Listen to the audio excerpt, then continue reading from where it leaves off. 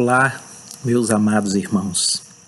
Vamos a mais uma aula desse nosso módulo do terceiro ano sobre relacionamentos.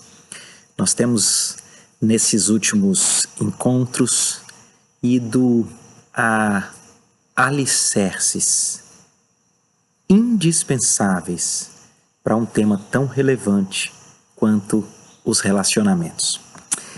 E hoje não vai ser diferente, ao contrário. Eu penso que hoje nós vamos tratar sobre o segredo do sucesso. O segredo para relacionamentos abençoadores. O segredo para a restauração dos relacionamentos. E sabe qual é o tema? O tema é o segredo. É a sua transformação. Nós vamos conversar hoje sobre como se dá a nossa transformação espiritual, sem a qual nós não conseguiremos desenvolver relacionamentos intencionais para Deus, como de fato eles são, e nós já temos conversado aqui. Como é a transformação do crente? O que é a transformação espiritual? E ao final, como ela ocorre? Se você puder acompanhar a leitura desse texto preciosíssimo, se você puder acompanhar aquilo que eu vou compartilhar com os irmãos, que são pontos, aspectos que eu aprendi nos meus estudos com irmãos muito preciosos, eu sempre comento com vocês, né? Eu estou sempre ouvindo mais um estudo, eu estou sempre lendo um comentário, e autores como Timothy Keller, como John Piper, aqui, né, como Hernandes, como Barros Simões. Conhecem Barros Simões? Barros Simões é um grande teólogo, pastor do nosso país. O pessoal conhece ele mais como Fubá, ou então Sávio, mas é Antônio Sávio Barros Simões. Então eu gosto de falar assim, o teólogo Barros Simões, não é verdade? Queridos, arregassem as mangas e vamos então a esse texto tão precioso, em Gálatas, no capítulo 5. Nós vamos ler do versículo 16 ao 26. Na verdade, até o 25. Digo, porém, andai no Espírito, e jamais satisfareis a concupiscência da carne. Porque a carne milita contra o Espírito, e o Espírito contra a carne, porque são opostos entre si, para que não façais o que porventura seja do vosso querer. Mas, se sois guiados pelo Espírito, não estais sob a lei. Ora, as obras da carne são conhecidas e são prostituição, impureza, lascívia, idolatria, feitiçarias, inimizades, porfias, ciúmes, iras, discórdias, dissensões, facções, invejas, bebedices, glutonarias e coisas semelhantes a estas, a respeito das quais eu vos declaro, como já outrora vos preveni, que não entrarão no reino de Deus os que tais coisas praticam. Mas o fruto do Espírito é amor, alegria, paz, longanimidade, benignidade, bondade, fidelidade, mansidão, domínio próprio. Contra estas coisas não há lei. E os que são de Cristo crucificaram a carne com as suas paixões e concupiscências. Se vivemos no Espírito, andemos também no Espírito. Deus querido, a Tua palavra foi lida. Por favor, Senhor, ministra aos nossos corações, que o Senhor providencie essa transformação nossa, que há de impactar todos os nossos relacionamentos. É a nossa petição, certo de que o Senhor está conosco, em nome de Jesus. Amém. Queridos, como eu falei, então, quero pregar emprestado aqui do que eu aprendi, e nós vamos olhar para esse texto e vamos conversar sobre a natureza, sobre o padrão dessa vida cristã, dessa transformação cristã. e no final a gente fala sobre o processo. Como é que a gente então chega lá? Nós vimos, essa é uma passagem muito conhecida, o fruto do Espírito: amor, paz, alegria, bondade, benignidade, longanimidade, fidelidade, domínio próprio, mansidão. Eu acho que todo crente devia decorar esses 9 gomos do fruto do Espírito, porque isso tem que estar no nosso coração.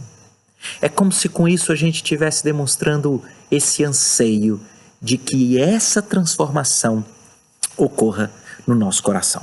Mas pegando emprestado aqui essa didática que eu achei muito legal, que eu aprendi e que quero compartilhar com os irmãos, nós podemos aprender nessa expressão fruto do Espírito e observando esses 9 gomos desse fruto, 4 características dessa transformação espiritual que eu e você passamos. Ela é gradual, ela é inevitável, ela é interna e ela é simétrica. Vamos de novo?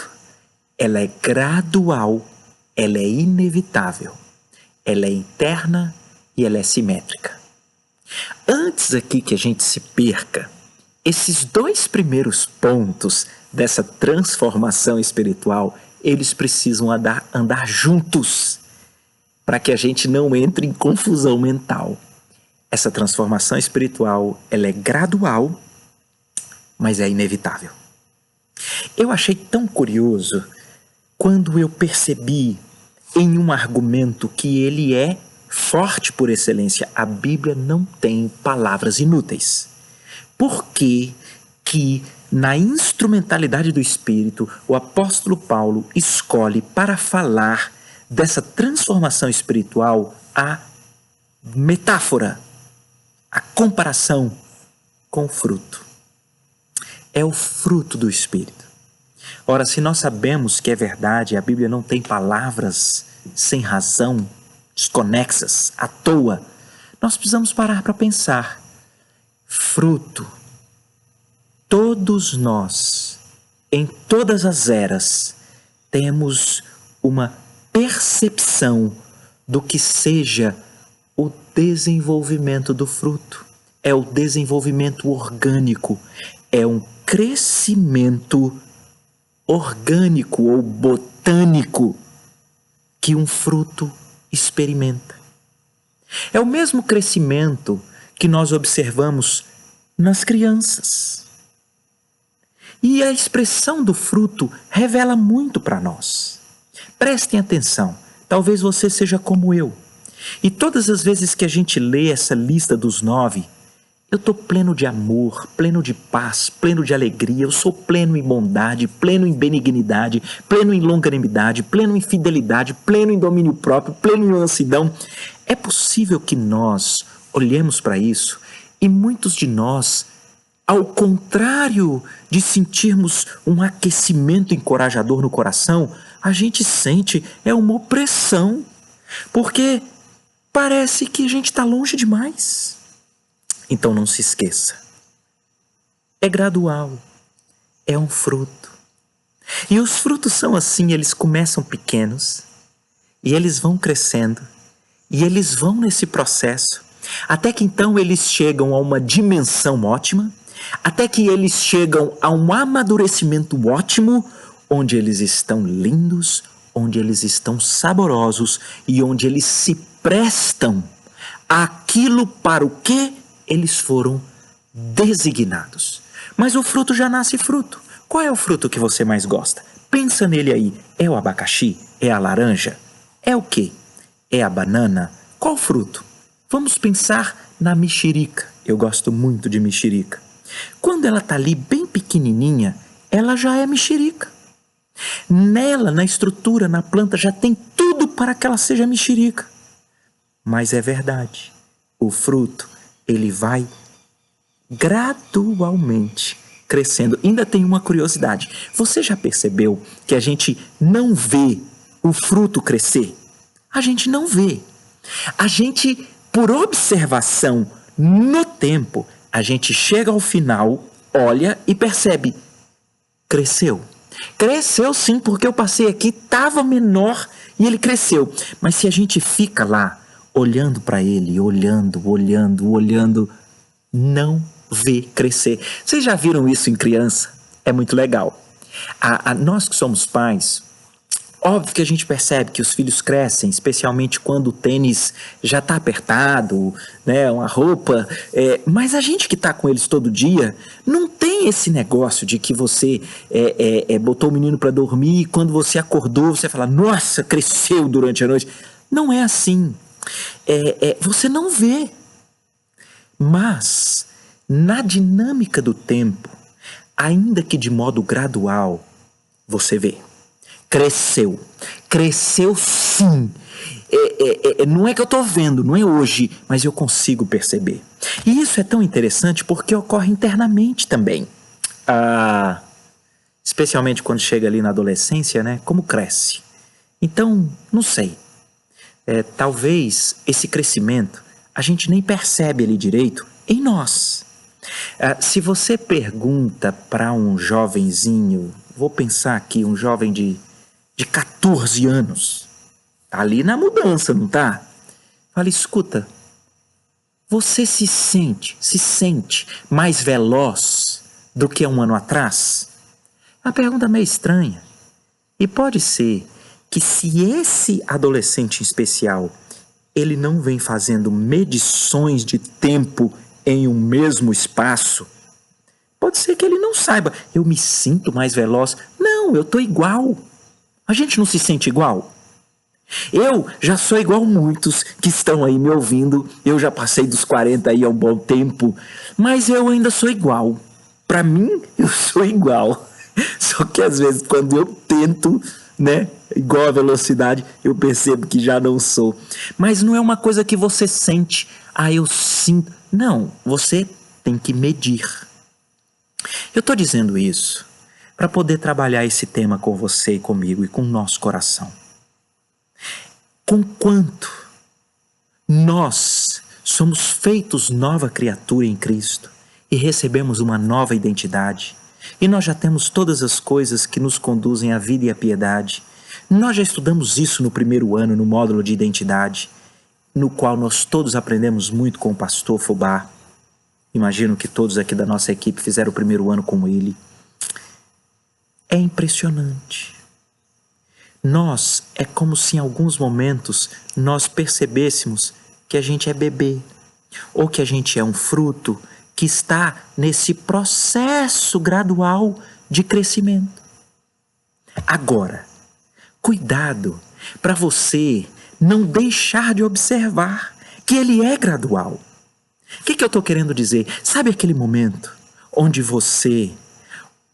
ocorre uma situação e de repente você não estoura como você estourava antes, ou você não se acovarda como você se acovardava antes. Então o estouradão de repente percebe, gente, isso há alguns anos atrás eu matava e morria por esse negócio aqui. Ou o contrário, aquele que sempre foi covardão, sempre ficou quietão, sempre deixou tudo acontecer, e de repente ele para e fala assim, gente, isso há alguns anos atrás eu nem falaria, eu nem ia intervir. Na verdade, o que é isso? Nós, diante de medições, é que podemos aferir. Está crescendo. O fruto do Espírito está desenvolvendo. Eu já sou espiritual. Eu já sou. Eu já tenho em mim o Espírito. Mas esse fruto, como todo crescimento orgânico, ele é leve e gradual. Mas lembram-se que eu disse que a segunda parte precisa ser falada junto? Porque você não pode se tranquilizar dizendo, bem, se é gradual, estou tranquilo. Eu já estudei e existem frutos e árvores que demoram anos para poder aquela flor virar um fruto, para o fruto crescer e para o fruto desenvolver e chegar à plena maturidade. Não. Preste atenção. Conquanto gradual, é inevitável. Tem que crescer. Se não está crescendo, se não tem sido percebido em momentos de medição, tem alguma coisa errada. Isso, queridos, nós precisamos refletir na nossa vida. Pergunta para você mesmo, ou melhor, pergunta para alguém que convive com você. Pergunta para um cônjuge, pergunta para um filho, pergunta para os seus pais. O pai, mãe, o cônjuge, ou filhos, responde uma coisa aqui. Observando na linha do tempo, como é que você me enxerga? Você me enxerga como quem tem desenvolvido o fruto do Espírito? Porque essa é a verdadeira resposta. Não é se nós estamos plenos e já amadurecidos, porque é gradual, mas é inevitável o crescimento. Nós precisamos ter momentos da nossa vida onde você reconhece que você ama mais, onde você reconhece que a sua vida tem experimentado uma alegria melhor do que já foi. Ou você tem tido momentos de paz diferente daqueles que você já experimentou, ou em cada um deles, da bondade, da benignidade, da fidelidade, da longanimidade, do domínio próprio, da mansidão. Nós precisamos, com quanto reconhecendo que é gradual, precisamos saber que é inevitável. Vocês já viram nas ruas do Recife? Existem alguns lugares que a calçada está lá. Ela é de concreto. Mas a gente não sabe quando. Há alguns anos atrás, uma semente, quem sabe uma muda, estava ali, no meio do concreto. E aquela muda vai crescendo. Mas você tem um concretão. E eu sei que se a gente iniciar uma conversa como essa que estamos tendo e perguntar: vamos fazer aqui uma disputa dessa semente com essa laje de concreto da calçada. Qual é mais forte? Qual vence? Bem, talvez nós vamos responder: é mais forte, aguenta e vence a calçada de concreto. Mas essa semente que pega um veiozinho onde ela tem os elementos que a fazem crescer, todos nós somos testemunhas de árvores que vão crescendo e de repente aquele concretão duro, aquele concretão que ninguém achou que poderia ser mexido, pá, ele quebra. Ele quebra porque conquanto duro, conquanto todo mundo que passa olha e acha que aquilo é perene, é inquebrável, de repente um crescimento orgânico de uma planta cujo DNA está estabelecido, cuja seiva alimenta, cujo sol com a fotossíntese geram nela o crescimento orgânico necessário, quebra qualquer laje dura estabelecida. Meus irmãos, o que eu estou querendo dizer com essa metáfora é que não se esconda por trás daquela máxima: eu nasci assim, eu cresci assim, eu sou sempre assim. Não! Oh, mas o pau que nasce torto, não tem jeito, morre torto. Não! Eu não sei qual é a área da sua personalidade que você talvez tenha sido enganado pelo mundo. Não muda, não muda. Eu sou assim, sincerão mesmo, bruto, imagou mesmo, eu sou assim. Ou então não, eu sou covardão demais, sou silencioso demais, sou incapaz de falar. Não sei qual das áreas, não, eu não me domino, ou não, eu não sou fiel, ou não, eu não consigo viver em paz, eu sou uma pilha de ansiedade. Isso é comigo, isso é assim comigo, porque minha mãe era assim, minha avó era assim, meu pai era assim, eu não sei. Para com isso. Não existe estrutura de personalidade tão rígida quanto uma plataforma de concreto que não seja quebrada pelo meio, pelo crescimento orgânico do Espírito na nossa vida. Ele é gradual, ele é inevitável e ele vai sim nos entregar amadurecidos, quebrando e rompendo estabilidades de concreto da sua personalidade e da minha. Por quê? Porque a outra parte da expressão nos diz, se de um lado é fruto e nós estamos aprendendo que é gradual e inevitável, é do Espírito. O que faz gerar o fruto do Espírito é o Espírito. Vocês já se atentaram para essa diferença? Nesse mesmo capítulo, e a Bíblia não tem palavras inúteis, nós vemos que é o fruto do Espírito e as obras da carne. Por quê? Porque obra é o que você faz, companheiro. Então, quando a gente lê aquela coisa terrível, daquela lista da prostituição, da impureza, da lascívia, da idolatria, da feitiçaria, da inimizade, tudo isso somos nós que fazemos. É a natureza caída que produz. Mas e o fruto do Espírito? É fruto. E é do Espírito. Então, não é você que faz. É o Espírito que faz. É por isso que, conquanto seja gradual e inevitável, rompe qualquer coisa. Destrói qualquer estrutura da sua vida que você pensa que não tem jeito. Eu não tenho paciência, eu sou assim. Não é assim, não. O Espírito é que é a fonte que amadurece gradualmente, mas inevitavelmente, a sua vida e a minha vida. É por isso que nós entramos aqui nessa terceira parte. Se é do Espírito, é gradual, é inevitável, quebra qualquer barreira de concreto da sua personalidade e é interno. O fruto do Espírito é espiritual, é interno. Vocês prestaram atenção na lista do fruto do Espírito? Prestaram? Vocês não acham que deveria ser diferente? Quando a gente olha e pergunta uns aos outros, quem é que tem amadurecido no Espírito?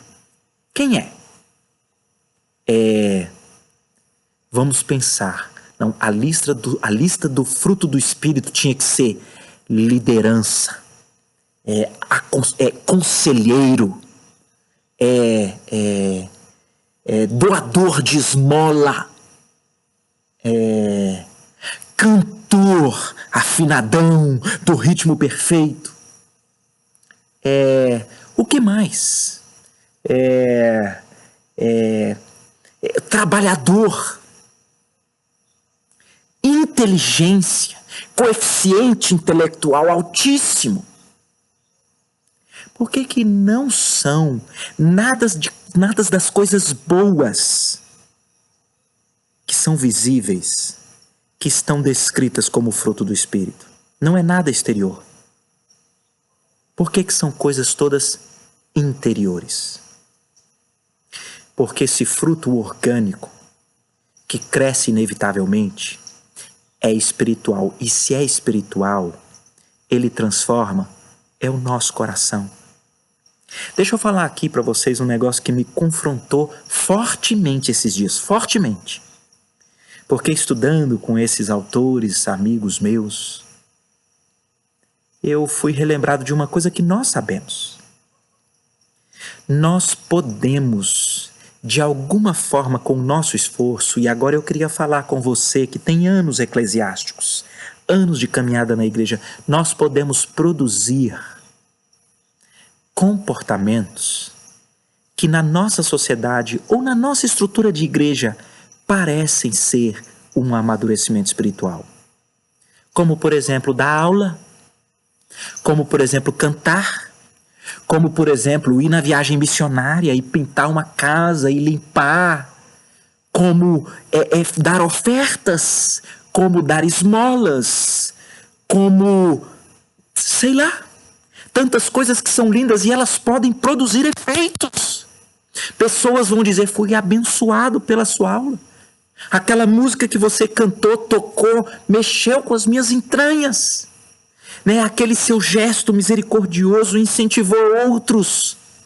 E tudo isso pode ser apenas exterior, sem ser fruto de algo interno do Espírito.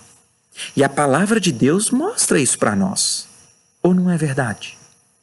Não é Jesus quem diz? Muitos, naquele dia final, dirão: mas Senhor, em teu nome expulsamos demônios, em teu nome pregamos, em teu nome ajudamos os pobres, os necessitados, em teu nome fizemos tanta coisa, em teu nome nós até a aula online do discipulado nós assistimos. E o Senhor Jesus diz que olhará e vai dizer: apartai-vos de mim, longe de mim, eu não vos conheço. Não é a palavra de Deus que nos ensina lá em 1 Coríntios, no capítulo 13, que você pode fazer coisas excelentes. Você quer uma coisa exterior mais abnegada do que alguém vender todos os bens do seu patrimônio e doar aos pobres? Pois bem, a Bíblia diz: se não tiver amor, isso de nada aproveita. O que eu estou querendo dizer, queridos? O fruto do Espírito, nós não devemos nos enganar. É um desenvolvimento de quem já é do Senhor Jesus. É um desenvolvimento do Espírito em nós. É interno. Todas essas coisas maravilhosas, como dar aula, como cantar, como tocar, como ajudar os necessitados, como ir às viagens missionárias, como servir nos acampamentos, como servir na igreja, como participar dos ministérios, como assistir a aulas online, cultos online. Se isso não brota de um fruto interno do Espírito, você pode estar se enganando. Eu ouvi nesses meus estudos 2 exemplos bem conhecidos: Martinho Lutero e Wesley, Charles Wesley, John Wesley. Ambos possuem uma história de muito serviço prático antes de conhecerem verdadeiramente o Senhor Jesus. Ambos chegaram a escrever, deram aula sobre as Escrituras. Mas ambos fizeram coisas que até impactaram outros, mas só tiveram um momento de real transformação interior depois. O que eu quero dizer até aqui, queridos, é que essas características, elas servem como testes para nós. É gradual, mas é inevitável. Está amadurecendo espiritualmente, meu irmão? É interno. Eu então não estou perguntando das coisas que você tem feito exteriormente, porque elas podem ser boas e elas podem ser orgânicas, mas eu estou perguntando como vai lá dentro. Porque se você observar o fruto do Espírito, e eu estava vendo na origem semântica dos originais, então você tem expressões interessantes. Fidelidade, sabe o que significa? Integridade. É você ser uma pessoa na segunda, outra na terça. É você ser uma mesma pessoa na igreja e ser a mesma pessoa em casa. É você ser a mesma pessoa no trabalho e ser a mesma pessoa em casa. É você ser uma única pessoa. É assim? Deixa eu dizer uma coisa para vocês com todo o amor que eu posso dizer. Há um teste espiritual que nós podemos fazer conosco para testificarmos que nós somos do Senhor. E o teste é exatamente perceber que, ainda que gradualmente, nós temos experimentado algo diferente internamente. E nós temos aí o fruto do Espírito. Sabe, talvez você que olha para trás e fala: eu estou longe dessa paz que excede todo entendimento, mas eu já fui bem mais perturbado. Eu consigo perceber. Eu consigo perceber na relação com o próximo. Eu consigo perceber um domínio próprio em situações em que antes eu jamais teria. Mas eu consigo perceber uma integridade. Eu consigo perceber que uma coisa muito interessante, quando você olha essa tríade, bondade, benignidade, longanimidade e fidelidade, não é uma tríade, são 4. Você percebe que aí tem muitos aspectos que dizem respeito aos relacionamentos. Então você é fiel nos relacionamentos? E o fiel, que junto com bondade diz respeito a essa integridade de sermos pessoas que não são duas caras, que não são mascaradas, mas tem a ver com coragem e com lealdade. Você é verdadeiro com seus amigos? Você é verdadeiro nos relacionamentos? Você tem coragem para poder chamar para Deus gente com quem você convive e que você percebe que está rateando, que está vacilando? Você consegue também ter domínio próprio e não perder as estribeiras quando é você que está sendo aviltado? Quando nós vamos olhando para a nossa vida, e esses são testes muito práticos, e eles surgem muito dos relacionamentos, Deus nos dá uma boa oportunidade de perceber que o Espírito tem trabalhado no nosso coração. Mas se ao contrário, você não é confiável, ninguém lhe conta segredo porque você não é confiável. Você está sempre falando mal das pessoas, você é um fofoqueiro, é um maldizente. Você na igreja é uma bênção, e você em casa é uma lástima. Ou você no trabalho é gente finíssima, e em casa é intragável. Ou o contrário, eu não sei. Que tipo de incoerência você tem? E aqui eu estou começando a lhe chamar a atenção para o último ponto. Eu não disse que eram 4.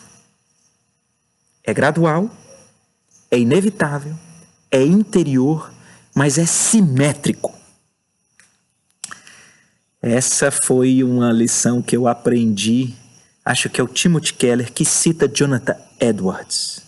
E Jonathan Edwards faz um ensino fortíssimo aqui para nós. Eu não conseguirei ser profundo igual os meus amigos, mas eu vou tentar compartilhar aqui com vocês. Jonathan Edwards diz que os elementos da vida cristã, os elementos da vida espiritual com Deus, eles são concatenados, eles são como uma corrente.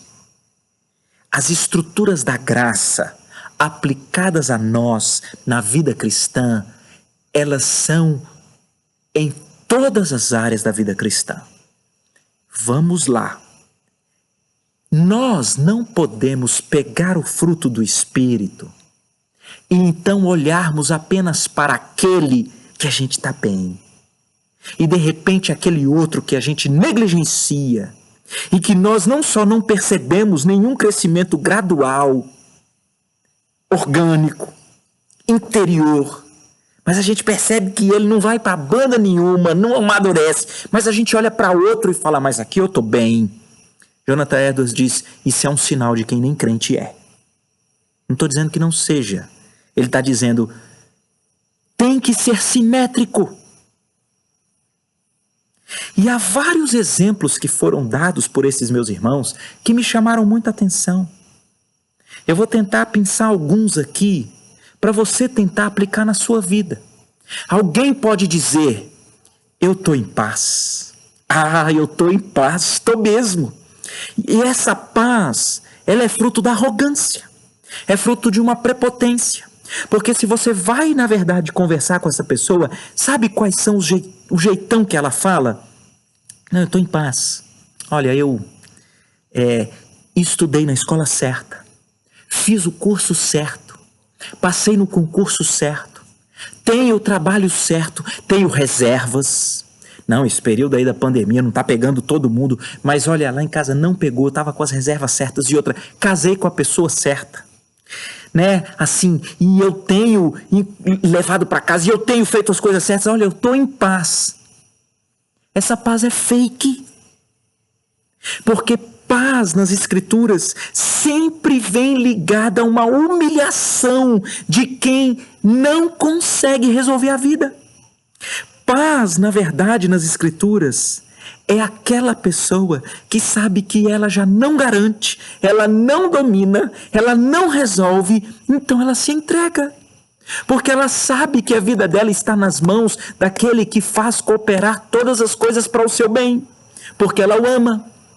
Então ela está em paz, não é porque as reservas estão supridas, não é porque ela fez o que era certo, não é porque aconteceu o que ela queria que acontecesse.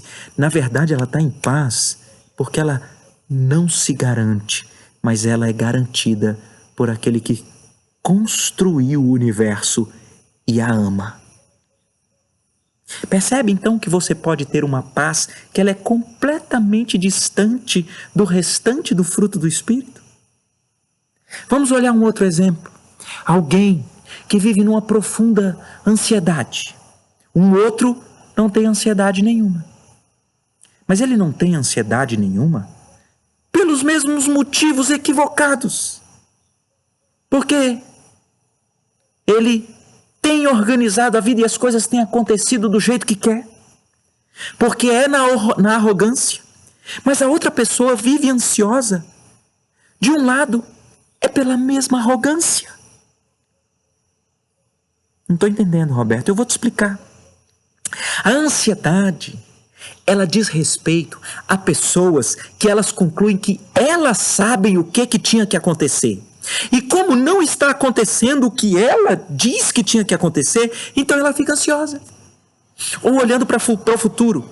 Ela é ansiosa porque tem que acontecer assim, tem que acontecer dessa forma, mas e se não acontecer? Então existe uma arrogância por trás, muitas das vezes, da nossa ansiedade. Eu não estou aqui falando de todos os tipos de ansiedade, eu não estou aqui tratando sobre diversas possibilidades, mas eu estou tratando de algo muito frequente e muito comum. Você vive numa grande ansiedade porque você acha que as coisas tinham que acontecer do jeito que você quer que aconteçam. O meu filho tinha que conseguir tal nota, eu tinha que passar nesse curso, tinha que ser com essa idade, mas ele tinha que se casar só nesse momento, só com essas circunstâncias, e se quaisquer dessas coisas não encaixam no plano que você fez, então você entra em turbilhões de ansiedade. Não, eu tinha que ganhar tanto, mas eu tinha que comprar tanto, eu tinha que ter tal coisa, ou então eu já tinha que ter tal cargo na igreja, porque existem ansiedades que parecem que elas são nobres, mas elas são tão qual as materiais são eventualmente eclesiásticas, porque é você achando que o seu plano tinha que dar certo. E quando todos os seus planos são frustrados? E quando nada dá certo? É na humilhação de saber que o coração do homem faz planos, mas a resposta certa dos lábios, ela vem do Senhor. É na humilhação que você cura sua ansiedade. A mansidão e domínio próprio não vem de você ser durão demais e se dominar. Vem exatamente de você ser quebrado demais, de você estar entregue. Vocês percebem? Tem que ser simétrico.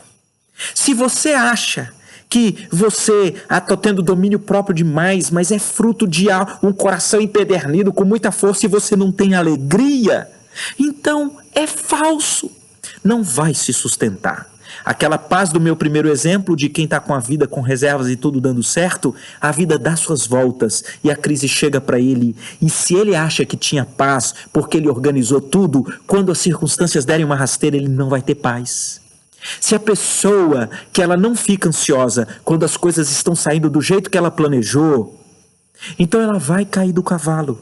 Porque a rasteira vem e ela agora vai entrar em profunda ansiedade, porque a falta de ansiedade dela tinha sido fake, foi construída com base nas coisas dando certo segundo o seu plano. Nós precisamos ter esse tipo de crescimento gradual, inevitável, interno, orgânico em todas as áreas.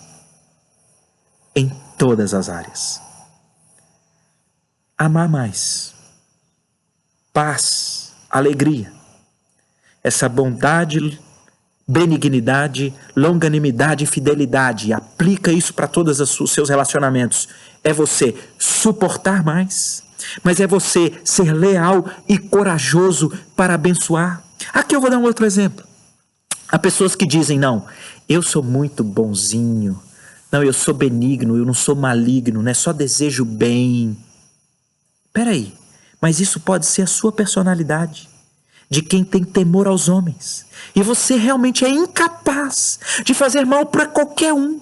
E você não precisava nem ser crente, as pessoas iam gostar demais de você. Mas no fruto do Espírito, você tem que ser leal. Na fidelidade, você precisa aprender a pôr o dedo na ferida de quem você convive e está vacilando diante de Deus. E se você não está crescendo nessa área, pode ser que você tenha achado que está indo bem no fruto do Espírito, mas pode ser um traço de personalidade. E você não tem organicamente, interiormente, sido transformado pelo Espírito. Porque pessoas que pela sua personalidade são boazinhas demais, são legaisinhas demais e não têm coragem para ser leais e para tratar com os outros, essa laje de concreto que você tem, ela também é quebrada pelo crescimento orgânico do Espírito na sua vida. Isso é muito forte, queridos, isso certamente tem confrontado a mim. E eu deixo essa reflexão para você. Você consegue olhar para toda a estrutura da vida cristã e você percebe que o Espírito, ele tem simetricamente, gradualmente, mas inevitavelmente, você percebe na linha do tempo, olhando para o seu interior, esse trabalho do Espírito? Porque se você tem percebido, é hora de celebrar. Porque isso é uma obra que o Espírito está fazendo em você. Se você não tem percebido, a gente precisa agora caminhar para o nosso encerramento. O que a gente faz? Eu estava lendo da nova versão internacional esse mesmo texto e achei muito interessante como essa versão, ela fala aqui no versículo 16 e 17. É legal porque a nossa versão ela é ótima e está correta. Mas ela fala em concupiscência, fala em espírito milita contra a carne. Então eu queria ler esses 2 primeiros versículos novamente. Por isso vos digo, vivam pelo Espírito. E de modo nenhum vocês satisfarão os desejos da carne. Pois a carne deseja o que é contrário ao Espírito. E o Espírito deseja o que é contrário à carne. Eles estão em conflito, um com o outro, de modo que vocês não fazem o que desejam. Queridos, em vários textos nós temos esse ensino. 2 coisas precisam ser feitas. Nós precisamos crucificar a nossa natureza terrena com Cristo. Não é essa a expressão bíblica? Crucificar. Mas isso não é você dizer, não é realmente, não vou jamais vou usar cocaína, não jamais vou numa casa de prostituição. Não. A carne deseja. Você precisa olhar para as coisas que você mais deseja. E elas estão acima daquilo que o Espírito mais deseja. Veja que a Bíblia usa a mesma expressão. A carne deseja, o Espírito deseja. E o que o Espírito Santo mais deseja? A Bíblia revela. O que o Espírito Santo mais deseja é que o meu coração e o seu coração estejam maravilhados pela pessoa do Senhor Jesus. Essa é a grande função do Espírito, esse é o grande desejo. Jesus deixa o Espírito e diz, ele vos fará lembrar de tudo quanto eu tenho ensinado. Ele vai guiar vocês para mim. É desejo do Espírito que eu e você fiquemos embasbacados com a beleza do Senhor Jesus. A carne deseja. E talvez o que a sua carne deseja não é o que a minha deseja. Às vezes eu comento com vocês, os meus gostos são curiosos, eu como menino, então carro sempre foi uma coisa que vidrou os meus olhos, cavalo, eu adoro cavalo, que negócio mais engraçado. Mas vamos falar, Quais são os desejos da sua carne? É a beleza? É o medo das rugas? É o seu índice de massa corporal? É esse aspecto de vaidade, esse desejo? Veja, a mordomia do corpo, que é uma coisa saudável, mas isso a sua carne tem desejado como algo que suplanta o desejo do espírito, que suplanta o seu desejo por Cristo. Esse que suplanta é o que você precisa marcar guerra numa artilharia pesada. O que é? É então conseguir uma grande carreira? É então ter uma grande estabilidade que vai ser no plano de previdência, que vai ser na carreira? Ou então nos filhos, não vou criar os filhos para eles irem bem porque eles vão me sustentar? Qual é a inclinação da sua carne? Hebreus 12 diz que o que nos embaraça para correr a vida cristã é o peso e o pecado que tenazmente nos assedia. E pecado que tenazmente nos assedia é exatamente aquele seu. Nós somos fáceis e rápidos para olhar para as obras da carne e olhar para aquelas que não são as nossas. E nós falarmos, nossa, como eu estou bem, eu não tenho feitiçaria, eu não tenho prostituição. Mas é a ira. Se toca na sua ferida, você fica irado. Ou então são invejas. Você tem inveja exatamente das pessoas que estão indo melhor do que você nas coisas que a sua carne mais deseja. Então pessoas que estão tendo uma carreira, ou a beleza, ou o corpo, ou quais são as outras coisas que têm sido no nosso tempo grandes inclinações da carne. Diz você para mim. É o casamento. A pessoa casou, eu não casei, é ali a inveja. Tantas coisas, é um cargo, é uma posição na igreja. É o quê? É esse desejo da sua carne que você precisa fazer uma análise correta. Ele tem suplantado o desejo espiritual, que é o desejo por Cristo. Porque se tem suplantado, deixe lhe dizer então, como que nós podemos desfrutar dessa transformação que o Espírito faz em nós e vai redundar em uma revolução nos nossos relacionamentos? Você precisa ser guiado pelo Espírito para a maravilha da pessoa de Cristo, para olhar pelo que Cristo fez por você. Cristo já lhe deu tudo. Quando Deus Pai nos dá Cristo, isso deveria nos fazer lembrar o que a Bíblia diz. Se ele não poupou seu próprio filho, antes por nós o entregou, porventura não nos dará com Cristo juntamente todas as coisas graciosamente? Queridos, nós temos o Senhor Jesus. O Senhor Jesus não mudou aqui a nossa semana, não mudou os nossos anos ou a vida aqui na terra, Ele mudou a nossa eternidade. E nós não merecíamos, porque Deus prova o seu próprio amor para conosco pelo fato de ter Cristo morrido por nós quando éramos ainda pecadores. Mas aquele que está em Cristo é nova criatura. Por isso que Paulo diz em Filipenses no capítulo 3, eu considero todas as coisas mais nobres da minha existência como lixo para ganhar a Cristo, para ser achado nele, não tendo eu justiça própria que procede da lei, mas sim aquela que mediante a fé me é imputada em Cristo, porque eu quero conhecê-lo, eu quero ter comunhão com seus sofrimentos e eu quero experimentar do poder da ressurreição que ressuscitou Cristo. E aí então ele diz, eu não julgo havê-lo alcançado, mas uma coisa faço, eu esqueço do que para trás fico e eu prossigo para o alvo. Vamos prosseguir para esse caminho espiritual de conhecer Cristo e a beleza de Cristo, porque quando isso acontece, essa é a principal obra do Espírito. E sabe o que o Espírito vai fazer?